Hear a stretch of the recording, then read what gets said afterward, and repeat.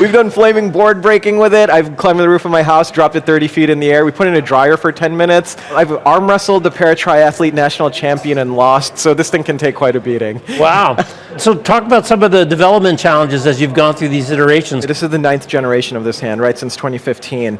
And when we first started out, everything was completely 3D printed, and we were like, we're going to make this 3D printed hand that's going to be super low cost and it's going to change the world. And then when we actually started talking with like patients and roboticists and like all these potential customers, the number one thing they complained about was their hands breaking all the time. Really? And the human side, it was because they would accidentally hit their hand against the side of a table or a door, and the fingers, because they were rigid, they would just snap at the joints. On the robotic side, a robot falls, and then like there goes everything there, right? And so if we gave them something 3D printed, that would break within like a day, less than a day of using it. So we had to figure out how could we leverage the low cost of 3D printing while still making this hand more robust than anything else that's out there.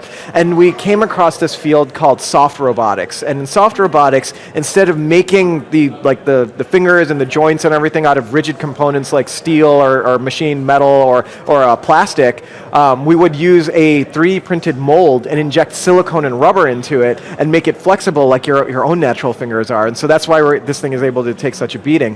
The other thing is stuffing all the motors inside of here. It's kind of a hard feat to do too. So it's gone through many iterations over the last like 9 to 10 years now to get to this point.